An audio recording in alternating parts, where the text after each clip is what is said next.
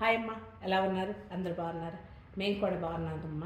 Broccoli పెసరపప్పు కాంబినేషన్లో ఆరోగ్యకరమైనది, టేస్టీగా ఉండే కూర చేసేద్దాం రండి. మొదట మనం పెసరపప్పుని కొంచెం పలుకుగా ఉడకపెట్టుకుందాం. ఒకసారి చూద్దామా? ఇదిగోండి, ఇలా ఉడికితే చాలు. ఊరిని కొంచెం పలుకు ఉండాలి, అట్లని కొంచెం ఉడికితే సరిపోదు. చూడండి, తగినంత నూనె వేసుకుందాం. ఆవాలు, జీలకర్ర, తిరగమాతకి, తర్వాత ఒక పెద్ద ఉల్లిపాయ కోసి ముక్కలు కోసి వేసుకోండి. కొంచెం లైట్ బ్రౌన్ కలర్ వస్తే టేస్ట్ బాగుంటుంది. సిమ్ మీద పెట్టి వేయించుకుంటే టేస్ట్ కమ్మగా ఉంటుందమ్మా. అందుకని చూడండి, మనం కడిగి పెట్టుకున్న బ్రొకోలీని వేసేద్దాం.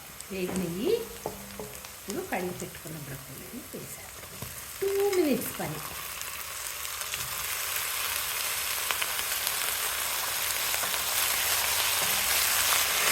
బాగా తిప్పి కొంచెం ఇప్పేసి సిమ్ మీద పెట్టి మోస్తాం.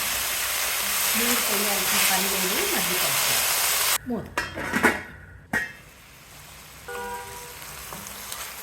చూడండి, మధ్యపోయింది. ఇప్పుడు మనం ఇందాక ఉడకపెట్టుకున్నాం కదా, ఆ పెసరపప్పు వేసేద్దాం.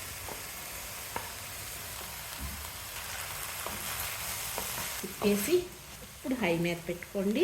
పచ్చిమిరపకాయలు, కరివేపాకు కండ్రెక్కకుండా ఉంటుందని కొంచెం ఉప్పు వేసాను అన్నమాట. కోసి పెట్టుకున్నాను కదా, అందుకని. అలాగే పసుపు ఒక స్పూన్ వేద్దాం. కొన్ని వెల్లుల్లిపాయలు కచ్చా పచ్చాగా దంచాను చూడండి. ఊరినే అలా. కూరకారం 1 స్పూను నేను కొంచెం వేద్దాం. ఎందుకనంటే ఇది బ్రొక్కలి కొంచెం తీతనం ఉంటుంది కదా, ఆ టేస్ట్ బాగుంటుంది. కొంచెం కారం ఉంటే అన్నంలో తినడానికి కూడా టేస్ట్ బాగుంటుంది. అందుకని తిప్పేద్దామా. ఈజీగా అయిపోతుంది, చాలా బాగుంటుంది టేస్ట్.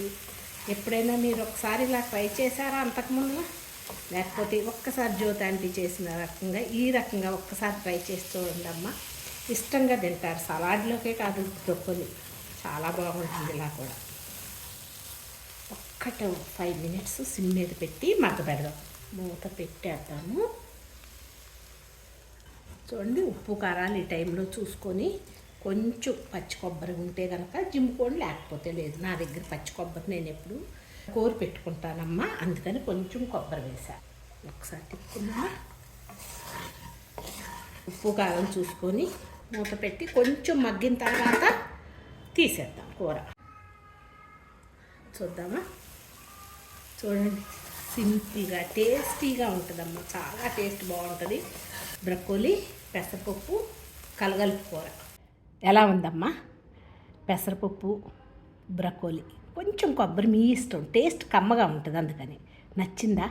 నచ్చితే లైక్ చేయండి, షేర్ చేయండి, సబ్స్క్రైబ్ చేయండి. Thank you so much.